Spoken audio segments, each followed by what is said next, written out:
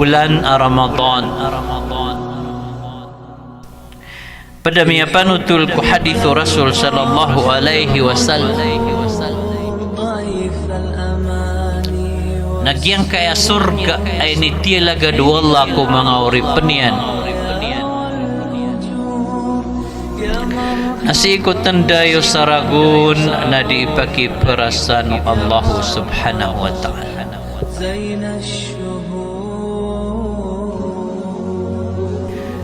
Naamay ko miya kasulad sa bulan Ramadan. Napakisambur Allah subhanahu wa ta'ala sa surga. Na makambeti-beti ang kau to mga dekorasyon ng surga. Nakatakawan sa mga malaikat na mamakaganat sirat amit titawag iran aino bamiyaw masubangkit na matirukira ng mga malaikat akna bamiyaw masubangkit kaya mataan na sumiulod sa bulan Ramadan.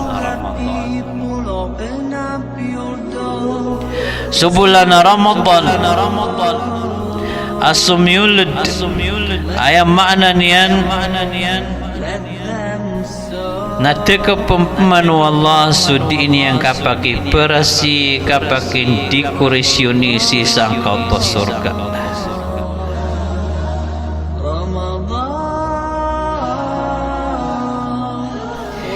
Inna Allah yuzayyinu kulla yawmin jannatahu.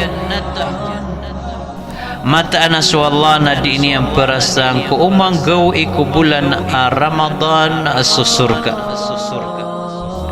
Wa yaqul na di ini yang terun yushiku ibadi as-salihuna an yulqu anhumul ma'unata wal adha wa yasiru ilaiki.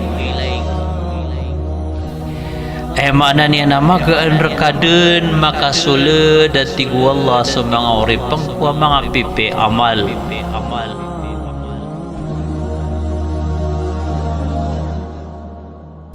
Mga bara puasa, bara sadaka, bara sambaya, Agustus salakaurun ang mga simba. Mababayaman ang kila sa dosa di pemaganta di suruyan di pemrak Agustus salakaur wa mga galpo ka mga pipya giyang kau to kapan ang kila iku marata na amalo to mapya ang balasan wa Allah subhanahu wa ta'ala si kuripannya magaan rekad natig wallahu subhanahu wa ta'ala maka darpa sa mga uripnaken ang mga bara puasa ay pagprakkiran sulango na mapapadalam mereka hay surga ang mga panganangkan mga rizki na mapukas kira na ang kautuari nga sa kukariri nga sa irang kukapagintaw irang sisang kay dunia nasisiran reka makandarpa akan de dumaya akalilinta dumukarna adid na awid akal sa taman